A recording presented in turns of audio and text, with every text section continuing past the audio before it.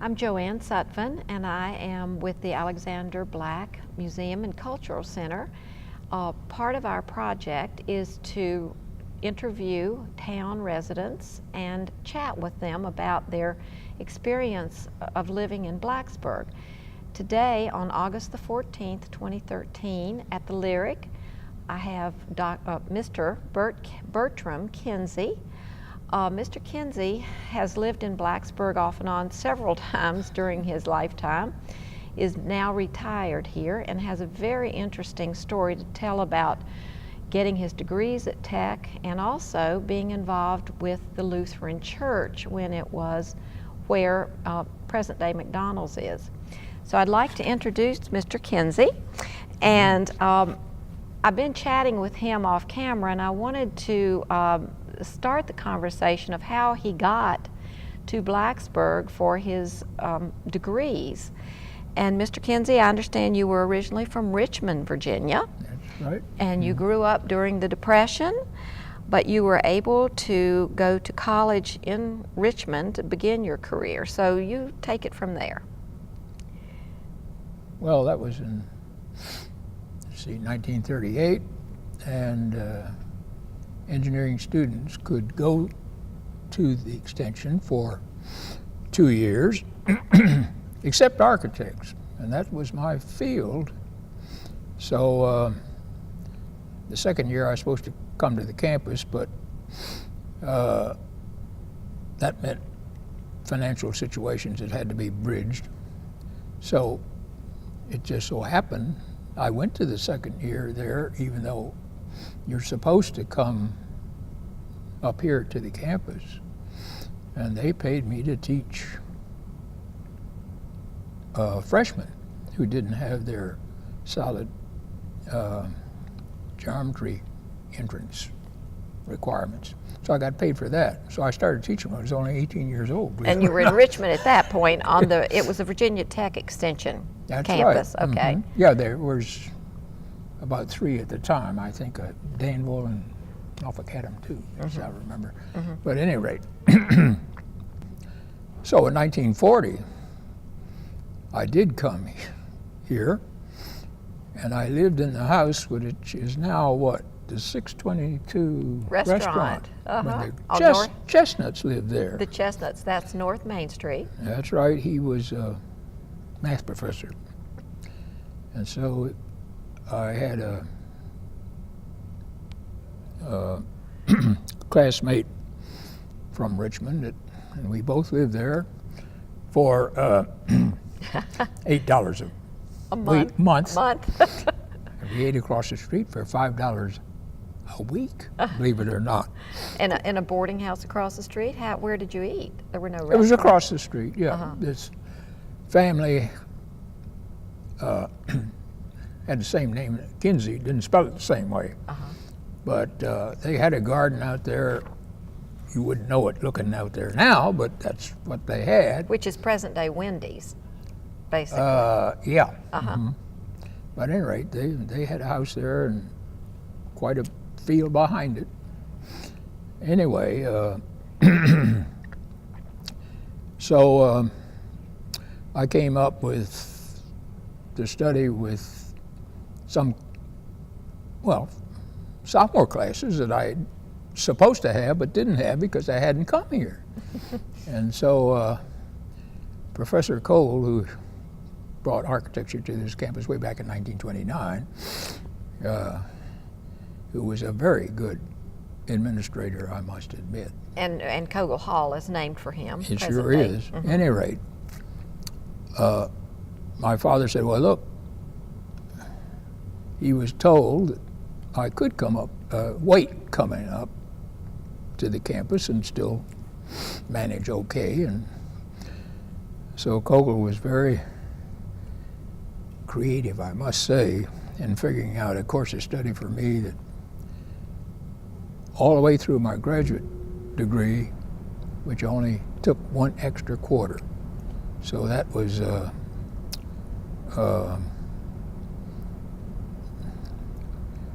course of study that I'm sure has never been duplicated since and probably never will. Okay, so you got your architectural degree at Virginia Tech I got, under Dr. Kogel. and so that since architecture was in the engineering college, all that they could offer at the time was BS in architectural engineering and MS in architectural engineering, which my degrees read that, and they're signed by Earl B. Norris, who was Dean of Engineering, along with Kogel.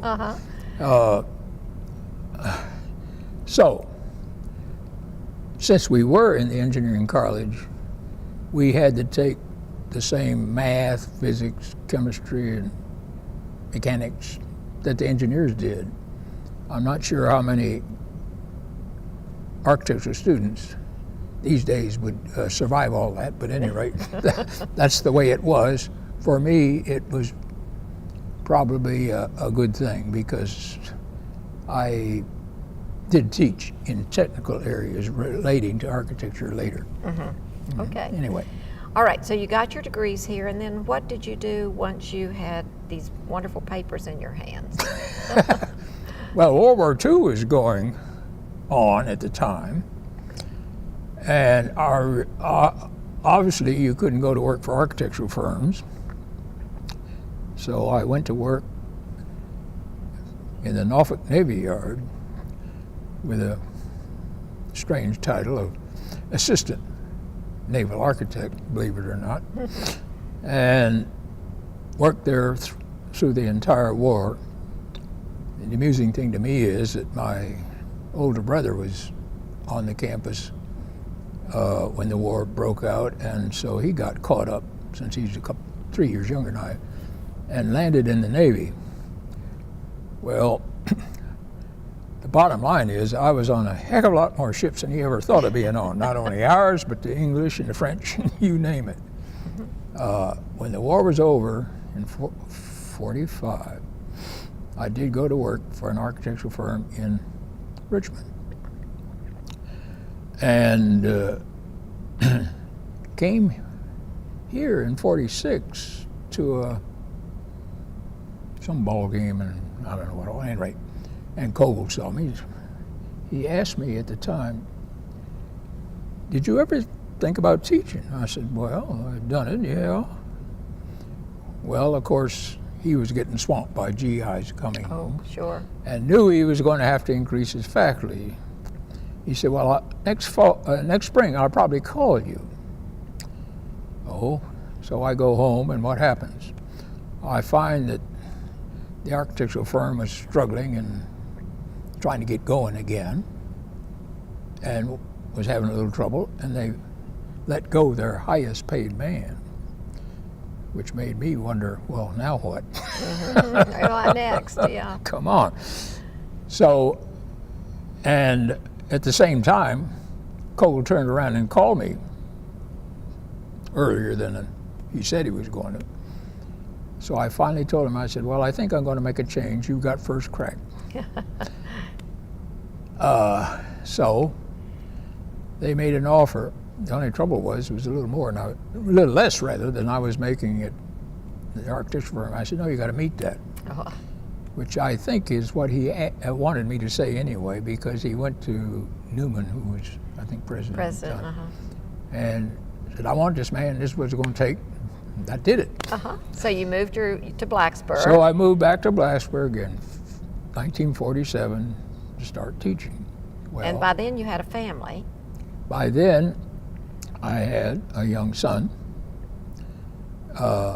and so we wound up here in March.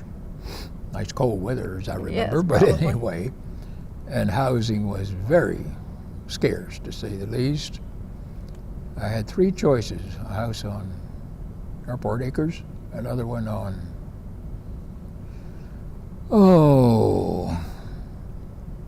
I think you ended up on Maple Lane. but I ended up on what was called Maple Lane. Maple Lane. Yeah, And well, now it's. the house was being built, Uh-huh. so I had to live with my good friend Jack Polton, who's on the faculty, for a little bit until we got into that. Well, anyway,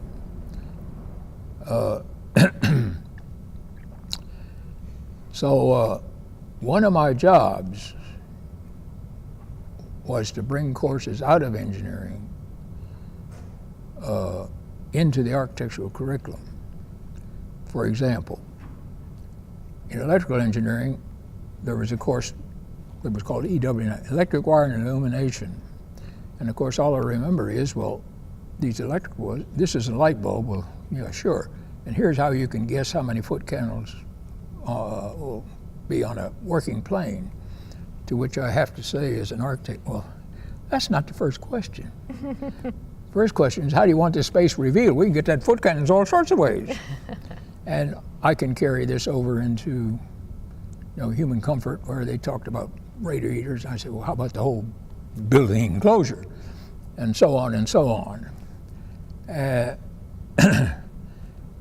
Another problem was that about this time, architectural acoustics was becoming a profession where we knew something about what we were doing. And but I wasn't taught one word about it, in spite of 2 degrees. But since I played the organ, I had an interest in that sort of thing. And if you're dealing with heat, light, and sound, well, you've got to include acoustics. So I had to teach myself that.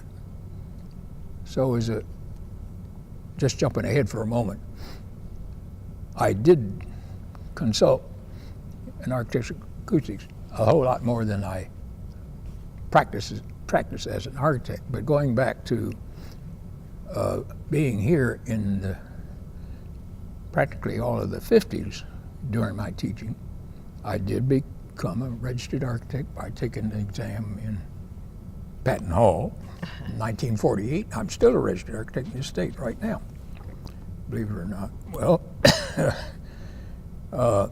and I did do some houses that are in Blacksburg, one of which is still occupied by the fellow we did it for. All right. Give me, where is that, or our name? It's Robeson's house. Which? Robeson. Oh, Andy Robeson. His house. In McBride Village. That's right. He went to Oak Ridge for a year. So while he was gone, we did the house, so it'd be there when he got back. I did another one for an Elsie Gray that worked in the post office. I remember Elsie Gray. And that's on Highland Park Drive, I believe. But it's been so altered, I don't claim it anymore. I did another one for, what's her name? Her last name was Allen. Worked in the college library. But anyway, her parents needed a home in North Carolina. So I got registered in North Carolina and did their house. Wonderful. And then my second son comes along in 1948. And his name is? Douglas. Doug. And mind you, I didn't even own an automobile. I decided it was time to get one. Well, how did you get from your house to TAC? Did you walk? I had a bicycle. A bicycle. That I also used when I was a student. And incidentally, never owned a lot for it because I didn't need one. That's right. All right. Now, getting back to the organ. Yes, that's what I want. As a student, as I say, I lived with the, The Chestnut House. Chestnuts, and they were Lutheran. Well, I came here as a Methodist, and the Methodist minister didn't exactly go across with me, and I won't go into that, but at any rate, the Lutherans got this new pastor by the name of Robert E. Lee. That was his name. And this was his first pastorate, I think. At any rate, he was top-notch. He even suggested having Sunday evening services, and people said, Well, he did, and he attracted more people than Lutherans. Well, during my senior year, they lost their organist. So my piano playing at the time was pretty good. How about playing?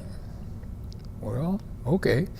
Well, before you go any further, I want to show the picture of the Lutheran Church that Mr. Kinzey is talking about. This is actually a copy of a picture that Mr. Kinzey drew from a photograph. This church stood on the present day, the property where the present day McDonald's is, right across from the Tech campus. And there are other photos of this around town, but this particular one, Mr. Kinzey had drawn himself in 1948. 43, that's a 3, believe it or not. Okay, 1943. Yeah. So just to let you know what we're talking about as you continue your story. Well, they had a reed organ in those days. So, since I didn't have to know how to play a pedal board, because you use your feet to pump the air, no problem. And the organ was in a alcove to the side of the chancel. And so the congregation was kind of around the corner, as it were. So I went in there and played. And after the first time I played, I remember the pastor saying, "Well, that was fine, but..." I said, "Well, they were dragging." Yeah. Oh, you were going too fast for them. Yeah, so I had to get used to the idea that, you have to deal with the time element, sound moving around. But at any rate, so I played for them until I left as a graduate student. Well,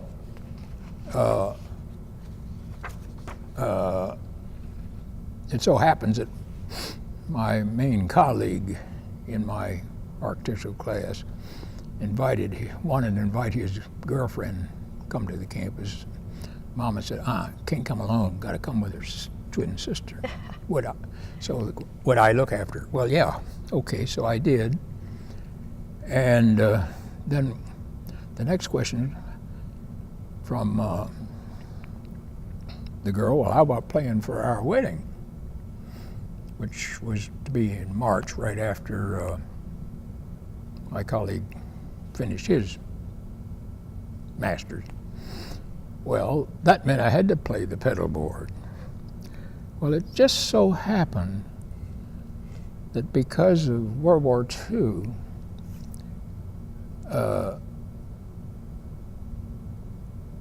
places to stay were costing more and more here because people came in for the power plant and all that, which made it kind of tough on our students. Well, where'd I go to stay?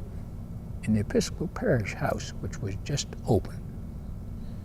So I could go downstairs and learn to play the pedal board without even getting my feet wet. Now this is the Episcopal Parish House in Blacksburg? Yeah. And where was that? Well, right where it is right now. The Episcopal Parish House, I'm not sure. Well, that was the first. There's been one addition since then, but the closest addition to the church itself is what was opened up in 1941. And so I had to, keep things clean, and there's more to that story than I'll go into. But anyway. But you stayed there. But I stayed there and could learn to play the pedal board.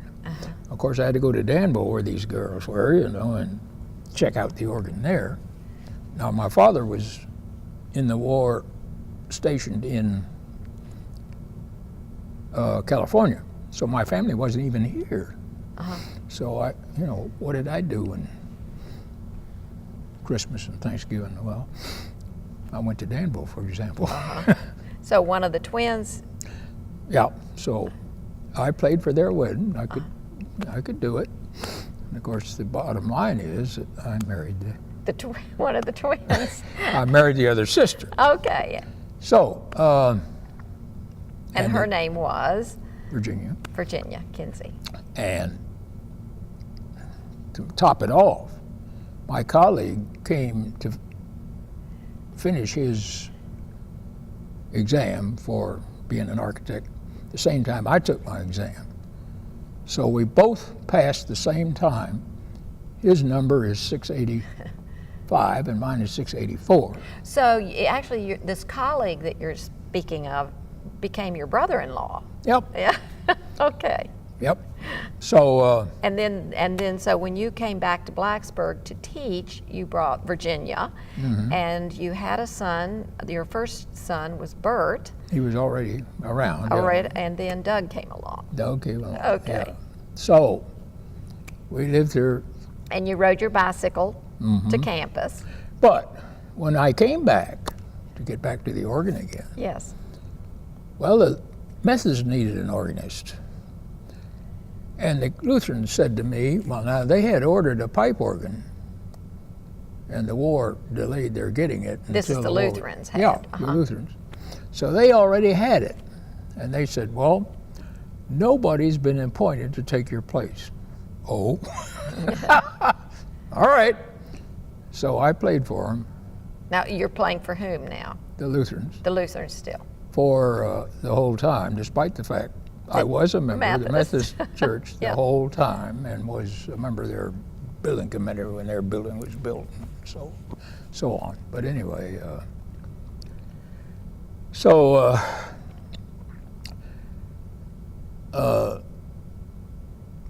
we in the architectural department we created things like the building construction curriculum apart from what was called the construction option when I went to school there. And even before I left, they brought in urban planning.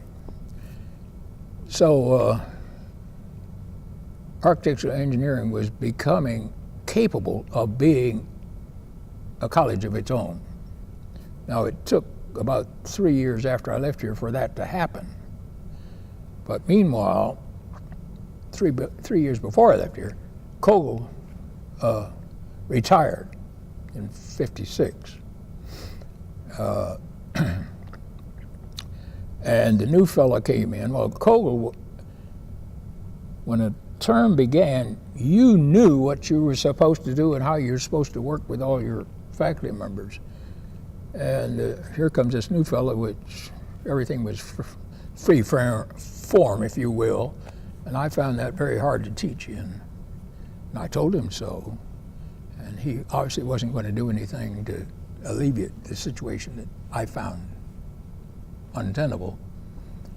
And so I told the dean of engineering at that time, who was Whittemore, that this situation exists. I don't know whether you want to help the situation or not. Well, all you want to do is pay me more to keep me here. I said, well, that's not the issue. So that's why I went to Florida. And this was in 1959. 59. So I went there and taught until I retired. Well, here about a little more than 7 or 8 years ago now, my older son, who had come here to get his degree in what's 64. Is that it? Yeah, that's right. Yeah, I get it mixed up with which one I'm talking about. I remember that because I was in the same grade with Bert. Yeah, okay, anyway, he always wanted to come back here, and what he did, he could live anywhere because he was writing. And he could, So he came to Tech in 64, and then his career was in the Army, I think. He was on the Army for about 6 years until, he spent a year in Korea and then came back to Fort Bliss in El Paso. And this looked like maybe in a little while he was going to be assigned to Germany, which he said, the heck with that. So he got out of the Army and started doing his writing on, mostly military aircraft. And has made quite a living at doing that and other military matters. And could live basically where he wanted to. So he then came to Blacksburg. So he came to Blacksburg, about 8 years ago now, I guess it was. And then finally said to me, well, look, really taking care of an acre lot and a big house, and Mama going downhill, you better come up here. And so that's why I came to Blacksburg. Okay, I've now- been back here for the third time. The third time. Well, and then I want from there, I know that you got re-involved with the organ that you had played at the Lutheran Church. So take us through that. Oh, well, I got here and I found out that, well, of course, Lutheran Memorial is building their new building. On Price's Fork Road. Yeah. And they, at first, simply moved the organ to that building. Okay. And I did play it there once when I visited. And come on, this isn't adequate. So they realized it too, at any rate. They have another instrument there. So what happened to the other one? I found out they gave it to the Lutheran Church that had been started over in Christiansburg in 1974, I believe it was. So I decided I better go over there and have a look. So I walked in there and told the pastor, "You'll never guess why I'm here. I want to know what you're doing with that thing I played 60 years ago." I have since worked on it. I have since substituted, well, at least 4 times for him. So there's that. So where is the organ now? So it's there. Oh, still in Christiansburg. Oh, yeah. And they've just had it re-leathered. In fact, they had a leak, and I got a call one time from the pastor, "Hey, come over and check it and see where we ought to be playing it." Now, well, I patched it, you know, because I've rebuilt a few organs in my time, or built a brand new one even. But anyway, I haven't been over there to see, but they have finally got it. Well, now I thought there was a connection between the organ, the original Lutheran Church organ, and the Methodist Church on Church Street. Oh, no, that's a different story. Oh, that's okay. No, you see, when the Methodists built their new building, here in the old building, they had this. In the Wisner building, they In the had Wisner an old building, yeah, organ, they had an a- old pipe organ. They had a pipe organ which was inadequate for that room, incidentally, only 4 ranks of pipes, which, you know. They had a better organ than that, and old Claudius Lee told me way back. Professor Claudius Lee. He said, all they had to do was adjust the action and it'd have been fine. It's too bad they didn't do it, because if they still had it, they'd be recognized as a good historic instrument. I don't know a lot about it. From a picture I can tell it was better than what they had bought in about 1935, I guess it was, this small dinky organ. Well, of course, when they built their new building, if it wasn't adequate for the old building, it sure wasn't for the new one. So they bought a new organ. So what to do with this old one? Well, from this old organ, they did take one set of pipes and put it in the new one, which meant there's only 3 sets left. It was so dinky, nobody wanted it. They couldn't sell it. So they finally came to me, knowing that I played for the Lutherans and so on. "Well, we've considered it," and we said, "Well, if you'd like to have the organ, we'd like for you to have it." I thought to myself, my goodness, well, okay. So they gave it to me in October of 1956, it was. Okay. And the student that helped me move it is now living in Warm Hearth. Ah. He's a retired Episcopal priest, believe it or not. Uh-huh. I'm doing better than he is. He has a hard time getting around, but at any rate. So I took that organ. Well, I had it play in my house by on Thanksgiving. Of course, I took it to Florida. And so in my living room in Florida, here's a grand piano and a pipe organ next to one another. Okay. And the problem was to turn this dinky organ into a decent instrument. Over the years, I worked on it. And so when I came back here, the pastor, the Methodist pastor, said, well, he'd like to have it back where it was. Now this is the present Yeah. Reggie Tuck. Because it'd be nice to have it there and turn that place into a chapel. The old Wisner building. Well, I had to say, well, I'm in the process of making it a decent instrument, and a decent instrument for that space. It's going to take me doing some things, and I have pipes and materials and so on to do that, and I can buy other stuff to keep doing it. As it stands at this moment, it is an organ of 10 sets of pipes with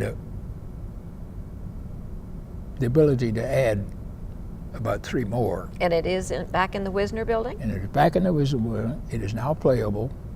It needs to be tonally worked on. It takes 2 people to do it, and I'm not 2 people, so it's got it. So the tonal finishing you're talking about, it takes 2. And it's too bad my organ building brother, who's still around, is too old to do it. And he's younger than I am by 8 years, believe it or not. But anyway, so there it sits. The church has bought the old Catholic church. Right.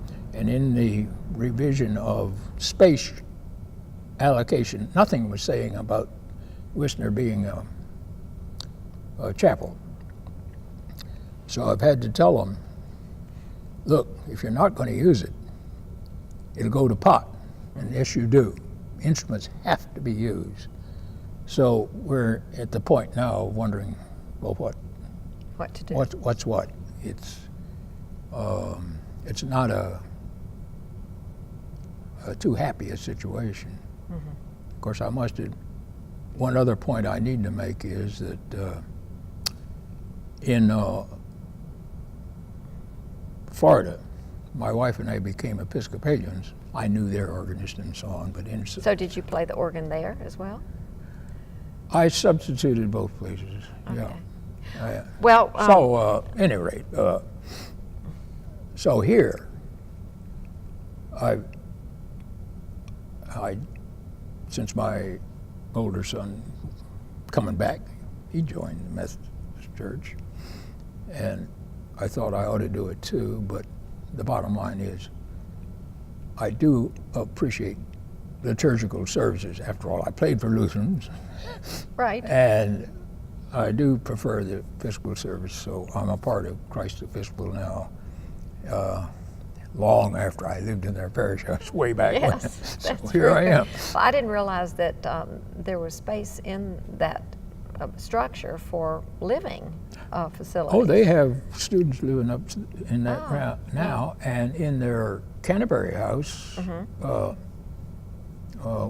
woman student has been living in it. So, yeah. Well, we're glad to have you back in Blacksburg, Mr. So, Kinzey. Yes. Here I am, and so I'm waiting to see what the events are going to be when the College of Architecture celebrates now. The dean, I do know why, because he also taught at Florida. When I walked in the door of Cole Hall, and he was right there and saw me. Whoop! So, anyway. So there's going to be a celebration with the architectural department. And then here he invites me to, well, when the year opens up, for example, and here are new faculty members they're introducing. So here, last year he was introducing these. Well, we got this new fellow in architectural design. He graduated from the University of Florida, and I look at this gray-haired guy. Oh, yeah, he was a student of mine in '63, believe it or not, whom I did not remember, I'm afraid to say, at the point. But he came to me and said, yeah, I've still got your textbook. Very good. Well, before we get away from the Lutheran Church, I wanted to show these these books that you brought with you along with the picture. This is the Common Service book from the Lutheran Church. Back in the well, when I was a student, way back then. Mm-hmm. And so Has your this is a name? Well, 1917 edition, I think, way back, that they had for so long. Mm-hmm. And it has your name on the front and on the first page. And all the front part of it, of course, is their service music, which got to the point where I could memorize most of it, really. And the amusing thing is that when I came back here to teach and played for them, in that 12-year period, they had 5 different pastors. Well, in the gap between some, they had to get supplies. One of whom was old Dr. Smith, the retired president of Roanoke College. Uh-huh. Well, he was up there going through the service, and all of a sudden jumped ahead. Well, so I, right quick, came in with a response after what, well, he'd jumped, and of course the congregation knew what he'd done. So the congregation came along with me, and we went right on. Well, of course, he ultimately realized what he'd done, and he said, I'm too old to do this. He was about 80 at the time.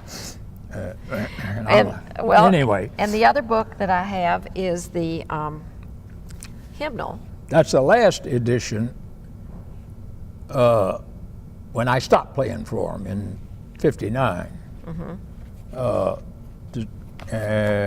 And of course, nowadays when I substitute over in Christiansburg, the service music is so different that I have to relearn it each time. Yeah. And this is the program, Order of Worship, from June 7th, 1959. Yeah. From Lutheran Memorial Evangelical Lutheran Church, 110 Turner Street, Blacksburg, and church and parsonage phone number, PR 25761. And the PR stood for Prescott, as I remember. Your remembers better than mine on yes, that score. I do. And Hangen was the last pastor of those 5 that I've mentioned. Right. Mm-hmm. Okay, well, Mr. Kinzey, this has been delightful. I'm just so happy to have had the time to chat with you. And I should add that Mr. Kinzey has just gotten back from Europe. Tell us where you went in Europe. And you went with your younger son, Doug. He works for with the Plano Symphony just north of Dallas. And so people he worked with decided they wanted to go on this river cruise. Oh, well, his wife is in a nursing home and couldn't go, so I know what happened. He'd have to pay extra if he didn't take somebody, so he called me, would you like to go? Stupid question. So we went. So about 1 week from today it was, we flew to Budapest, Hungary. Stayed there 2 days, then got on a ship, they call it, not boat, ship, and came up the river, stopping here and there. And the river was? The Danube, which is not blue, never has been. Had about a 2-day stop in Vienna, and really could look around there and get into places I'd never been in before. I'd been there before in the summer when stuff was locked up, but this time I got inside of buildings. I like their first-class symphony hall, built in 1870. Oh, wonderful. Yeah, any rate. And came all the way up to Regensburg. Well, just before Regensburg is Passau. And Passau has a cathedral there. It has what's supposed to be the largest church organ anywhere. 18,000 pipes, and I got to play it. Oh, how nice. And then at Regensburg, we got in a bus and went over to Prague. And so we flew home from there. So at any rate, wonderful trip. Quite then. a trip, to say the least. And So- how was the organ that you played? Was it magnificent? Well, yeah. Now the conductor of the Plano Symphony is an organist, so he played, and I thought I would. And everybody started going down the stairs from this rear balcony where all the organ was. I thought I wasn't going to get a chance, but the organist of the church said, "Oh, you want to play? Go help yourself." So I did. My son recorded it and the whole bit. So anyway. Very good. Well, and now you're living at Warm Hearth, and you're still very active in the community. I know because I see you around different places, and you're still going to the Episcopal Church and other things. I sing in their choir. Sing in the choir. And one of their prize sopranos is the daughter of this Episcopal priest who is my student. Believe it or not. Who lives at Warm Hearth now? Yeah. With you. So she and her husband sing in that choir, and well, it's nice that you're back and you still know people around. Oh, yeah. That's Well, just a wonderful thing. I think there's a couple people in Lutheran Memorial that are still around. One is Curtis Gray, Yes. and the other is Janet Spark. Yes. And Those- Curtis Gray was the principal of Blacksburg High School for many, many years. And Jan Spar grew up on Harding Avenue. That's right. Yes.